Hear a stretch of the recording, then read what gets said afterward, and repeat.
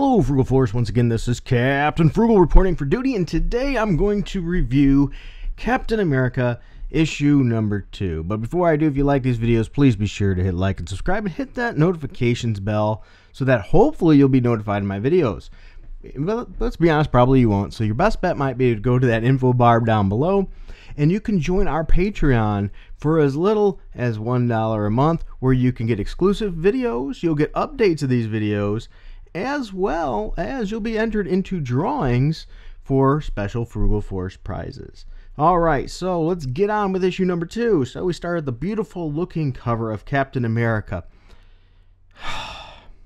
But if you look a little closer, and that's the whole key of this issue, on its face, this issue looks great, but if you look closer, you look deeper, you might see more into it. Now, some people might go, well, Captain Frugal, you're being just a little, conspiracy theorist type of minded. You got your tinfoil hat on. But I challenge you, before you jump to those conclusions, to actually look into the writer of this. I will give this writer, the Ta-Nehisi Coates, a credit. He's a good writer. But it's what's in it, what's in the writing, that's aggravating. Look at the very cover.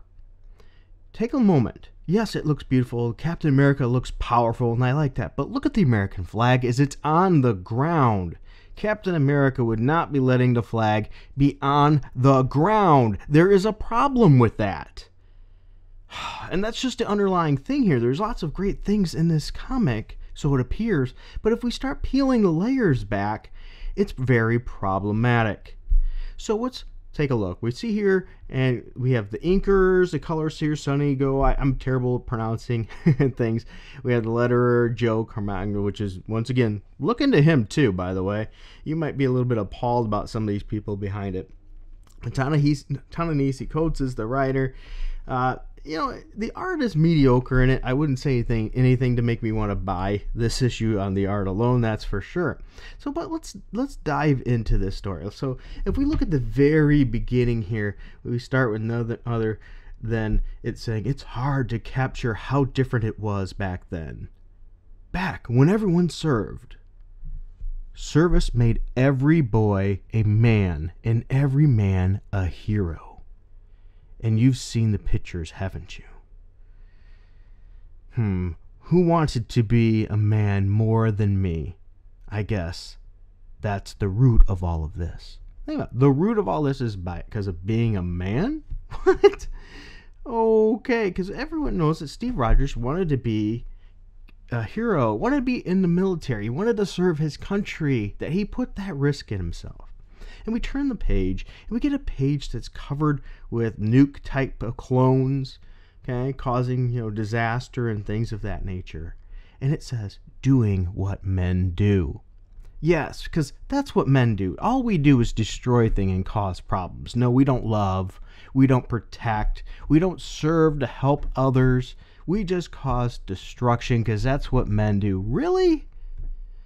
A bunch of white male clones with the American flag on their face, all being used as terrorists or villains of some sort. I don't know about you, I find that problematic. But then we go even further. Chicago, side of the World Conference of Mayors. It says, but I would have done anything to serve you. Know this, anything to keep from being the only boy back then who stayed a boy.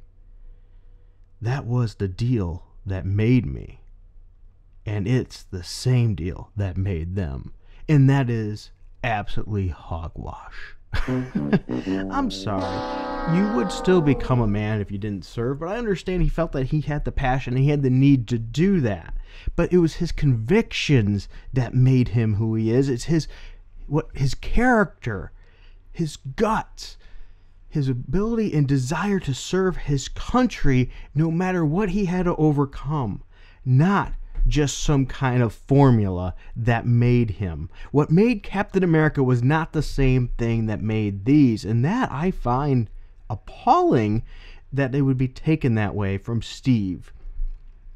You look further and the next page says, from one of these nuke clones, our boys died fighting Hydra. Our boys stood up while the world bent the knee. Maybe you've forgotten them, forgotten that they died for you. but some of us soldiers survive. Do you hear me? And a soldier never forgets. Once again, we got to paint these people as absolutely nutballs too. And granted, they're made to be that way, but once again, they're wearing the American flag on their faces. Nuke. And once again, is this not, in my opinion, in a way of a cheap shot maybe at the military? We look at the next page, we see a burning building in a helicopter, and we see Captain America and his thoughts again. I see another part of me.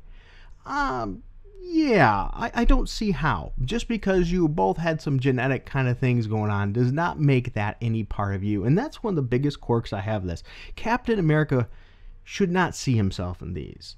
He should not be blaming himself. But that's what this story does. It blames Steve Rogers, or he blames himself for the situation as what's happened. And he really shouldn't. It continues on the next page. It says, tired of supreme commanders and grand dictators. Notice that. Tired of supreme commanders and grand dictators. You got to remember, this was written by people that absolutely hate our current political system right now and our situation because Trump won. They still can't get over it. As Cap jumps in, kicks some nuke clones, I should say. It says tired of nukes. Oh, of course, because, you know, weapons of protection or can be used for mass destruction. Even Captain America supposedly hates him. Tired of having to prove that no part of them is part of me. He does not have to prove that. That's the thing. Why does he have to prove that? Why have they made it out like this? I understand they made it because Captain America, they made him a Nazi. They've skipped over the whole Wade thing, which was probably good. And this is a continuance of that. But people aren't trusting Cap as much anymore. But why doesn't he see himself differently? He knows that wasn't him. But it continues. It was my need to be a hero. To never again be weak. That makes Captain America sound selfish. My need to be a hero, to not feel weak. Captain America, Steve Rogers, is not selfish. That was written, just all that irks me. Steve Rogers gave his all. He gave everything. He stood up. He wanted to be for his country. He wanted to put his life on the line. How does that make him selfish? Now I've returned to a country that's seen too much. They don't trust me anymore. So later on, we get to him discussing with Sharon Carter at the table. He says, Sharon, I need to know something. She's like, And right now, there's information she knows about a situation that Steve doesn't. And she mentions that Steve really needs to forgive himself. Once again, he shouldn't have to forgive himself. It was not him. Well, I guess technically it was because the cube changed him and made him him. And this isn't the actual him, which just makes this whole thing a giant cluster. The mess that this character has been written into over the last few years is nearly insurmountable. I mean, it is him, but it's not him because the Cubic brought out another version of him. It's like, oh my goodness, this is a mess. But yet, even if that's the case, if this was the true Steve Rogers back, he would know this wasn't him. He should not be feeling guilt and shouldn't have to have somebody telling him that. He shouldn't see himself in the terrorists because they were genetically made based on similar processes of him. He's not, once again, selfish. It really aggravates me of how they're painting Captain America. And then at the very end, he mentions something about how he came back. He had to make a deal, a bargain. And there lies another problem. They don't tell us what the bargain is. So it makes it sound like Captain America, Steve Rogers, made some kind of bargain to come back. And I don't know about you, but if you know anything about Captain America, that is not Captain America, Steve Rogers' way of doing things. That does not fit. Captain America does not bend a knee. He does not cave. He stands up for what is right. He does not make back deal bargains. This is not Steve Rogers, Captain America that we've come to know for a long time. This is the Captain America, Steve Rogers that has been deconstructed and destroyed for years. And this is just another continuation of that. The art, yes, is mediocre. The writing actually flows really well. And if you don't see any underground currents below on this story, you probably think it's really good. But I don't know. Maybe I'm an over-skeptic or something. But I see much deeper roots and problems with this. Right from the very first page of it, from the very beginning, with who he's dealing with. Because remember, it says, Hydra conquered the United States following a leader with Steve Rogers' face. Once again, not Steve Rogers. Captain America returned and Hydra fell. But a new threat is emerging to fill the vacuum. In the aftermath of a brutal terrorist attack carried out by the army of nuke soldiers, Steve has been forced to face a hard truth. What hard truth is that? That's not a truth. The people and the government no longer trust him.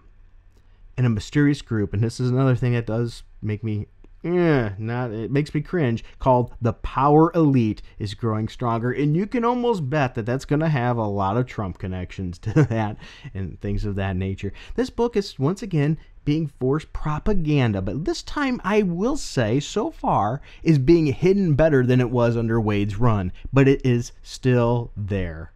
And that is what saddens me. Can we please change the storyline for Captain America? Can we have a Captain America that's courageous, that has charisma, that has faith, has pride? It seems like we haven't had that. Captain America for the last several years have all been not proud of America, not proud of everything. Come on, it's Captain America. This is a book for people that like America. All right, as you can see, I'm a little bit passionate and ranting about this. If you read it, let me know what you thought about it in the comments. Did you see through a lot of that stuff like I did, or do I need my tinfoil hat at this point? Just so you know, just so you have a recollection, I've read almost every single Captain America comic. I have almost every single Captain America comic. I'm missing some in my collection. I'm not going to say, well, I shouldn't say all. I'd say I probably have 90% of the Captain America comics. So I'm not coming from a person that's never read any Captain America here, okay? But, let me know what your thoughts are. I'm very interested to hear them. And thank you for listening to me rant. I would give this book, you know what, if you're going to look at it through ignorant eyes, and I don't mean that in a mean sense, I would give the book probably a B. But the way I read it and what I see into it, I'm giving it a D+, because it's almost to the point where it's pissing me off, and that's where I break out the shotgun or the chainsaw to the comic. So if I get one where it gets a complete F, I will be taking a chainsaw or a shotgun or something to that comic and putting it on video. All right, until next time, keep it frugal.